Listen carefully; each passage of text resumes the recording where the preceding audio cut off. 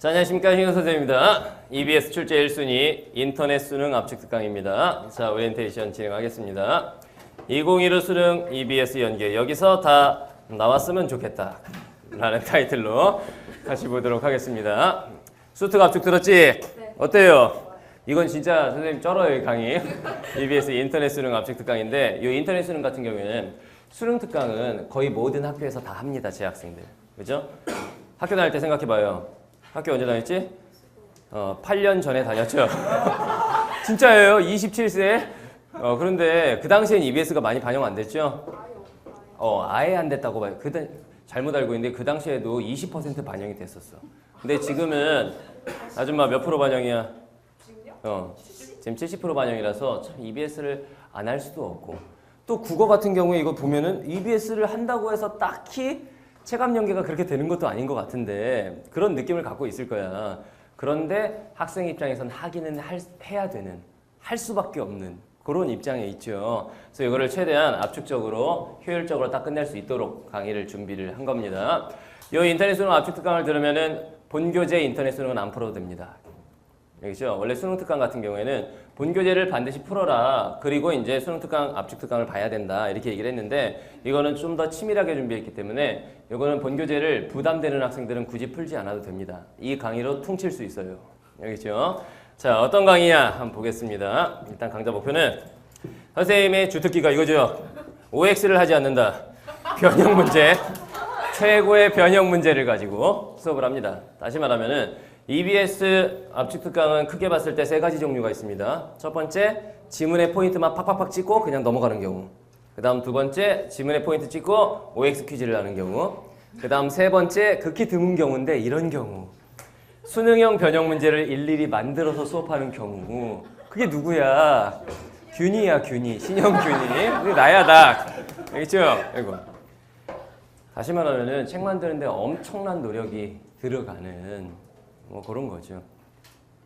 사실 지문만 딱딱딱딱 하고 넘어가면은 그게 좋은데 학생들 입장에 생각해 보면은 EBS 지문만 가지고 그 지문만 가지고 씹어 먹는 게 안 되죠. 시험장 가보면 알지. 문제가 변형이 되고 비문학은 지문도 변형이 많이 되기 때문에 그 자체로 안 된단 말이에요. 그래서 여러분들이 수능형 변형 문제를 좀 풀어봐야 돼. 지문은 EBS 지문이지만 문제는 EBS랑은 다른 이런 식으로 이제 수업 진행을 합니다. 그래서 EBS 학습 효율을 극대화한다. 이게 목표예요. 자, 봅시다. 강좌 특징. EBS 학습을 할 때는 EBS 지문을 공부를 하되 문제는 이제 수능형 변형 문제. 이게 중요한 거야. 뭐가 아니다? OX가 아니다. 그렇죠? 수능형 변형 문제로 이제 공부를 할 겁니다. 이게 EBS 공부를 하는 바른 길이죠. 여기는 이제 재수생들이기 때문에 시험장에 갔을 때 EBS가 어떤 식으로 체감이 되는지가 느껴질 거야. 작년에 EBS 풀었어? 학교에서 했겠죠, 작년에. 근데 시험장에 가보니까 어땠어? 모르겠죠, 이게 EBS인지 아닌지? 문학은 그래도 좀 알겠지 않나? 그죠? 비문학적으로 가면 어때요? 모르겠죠? 화법작문. 전혀 모르겠지? 문법. 뭐 어디나 있던 거니까. 그죠? 그러니까 여러분들이 이거 같은 경우에 공부를 할 때 애시당초 지금부터 변형 문제를 푸는 연습을 좀 해야 되는 거야. 어차피 결국 EBS가 수능에 반영됐다. 문제 똑같이 안 나오지? 그럼 변형 문제란 얘기가 되는 거잖아. 왜냐면 기본적으로 공부를 할 때도 이렇게 하는 게 맞는 거지. 알겠죠? 이 방향으로 공부를 할 거고. 자, 다음에 EBS 인터넷 수능 출제 예상 지문. 총정의. 출제 예상 지문이라는 게 뭔 소리냐? 전 지문을 다 하진 않습니다. 선생님 강의에서. 그러니까 EBS 압축 특강도 모든 지문을 다 하는, 그것도 문학만 딱 다 하는 이런 강의가 있고 선생님처럼 문학, 비문학, 화법작문, 문법까지 전 영역 연계를 하면서 수능에 출제될 가능성이 있는 지문만 딱 잡아서 하는 강의가 있어요. 선생님 강의는 후자 쪽이라 이거지. 알겠죠? 여러분들 눈에는 안 보이지만 가르치는 선생님들 입장에서 볼 때는 이 지문은 때려 죽여도 수능에 나올 수가 없다. 이런 지문들이 있습니다. 걔네들을 배제한 거야. 걔네들을 뺀 거야. 그래서 그 중에 나오면 어떡합니까? 너 작년에 들었지? 선생님 수업 시간에 한 거 나와 안 나와? 수업 시간에 한 거 다 나와요. 그 배제한 지문들은 배제한 이유가 있는 거야. 그 지문들은 안 나옵니다. 알겠죠? 어떤 걸 배제하는 걸까? 일단 첫 번째, 최근 3개년 동안 출제되었던 작가가 다시 등장하진 않아요. 근데 그런 작품들이 많이 있어. 그다음 두 번째, 최근 5년 안에 출제되었던 작품들, 걔네들은 나오지 않아요. 그거 다 배제하는 거야. 그 다음에 문학사적 가치를 인정받지 못한 작품들, 아직 문학사적으로 충분한 검증을 거치지 않은 작품들, 나올 수가 없어 얘네들은. 그런 것들을 빼는 거야. 알겠죠? 그러고 나서 이제 딱 얘네가 나오겠구나 싶은 지문들을 가지고 수업을 진행을 합니다.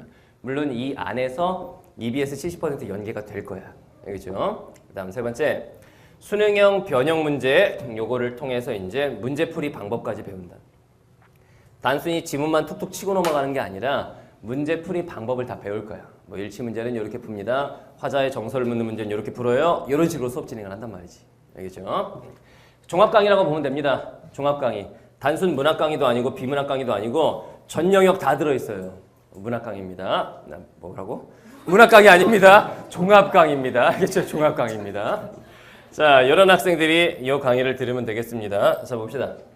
일단 EBS 책을 사놓고도 이걸 어떻게 활용해야 될지 몰라서 고민하는 학생들. 이 학생들이 일단 뭐 봐야 되냐면은 이 강의 듣기 전에 일단 뭐 봐야 됩니다. 뭐 봐야 돼?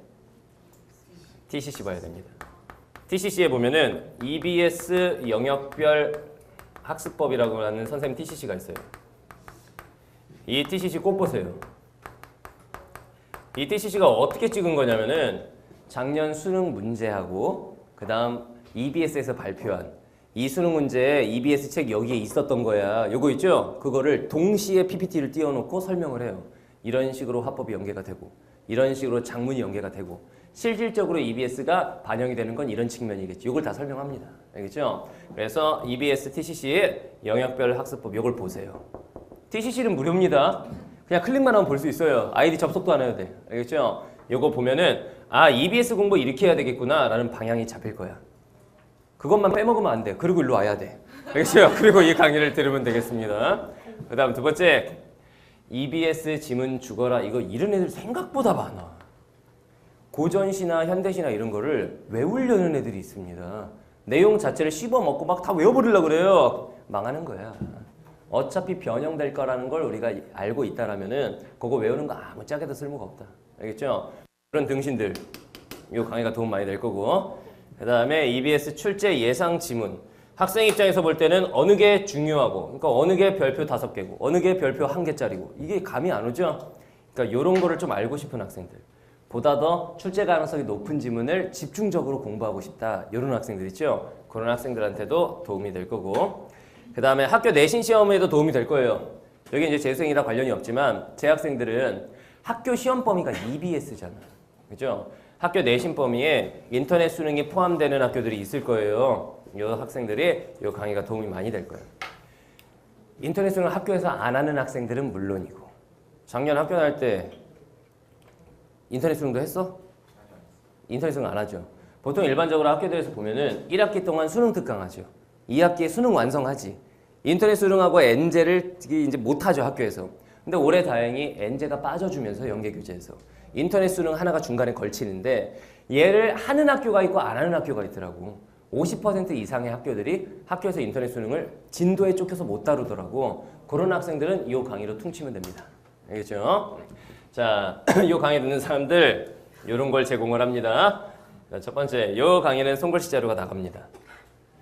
전 지문에 대한 지문 분석 정리, 그 다음 답의 근거 찾기, 이게 완벽하게 되어 있는 손글씨 자료를 제공을 합니다. 이걸. 그죠? 복습할 때 써먹기 딱 좋을 거예요. 이걸 가지고 복습하면 됩니다.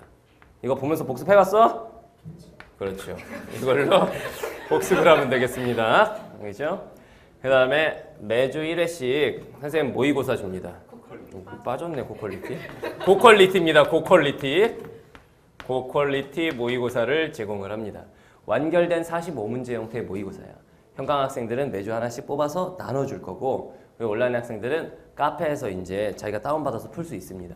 물론 그거에 대해서도 손글씨 자료가 다 나가요. 손글씨 해설지가 본 적 있지? 손글씨 해설지.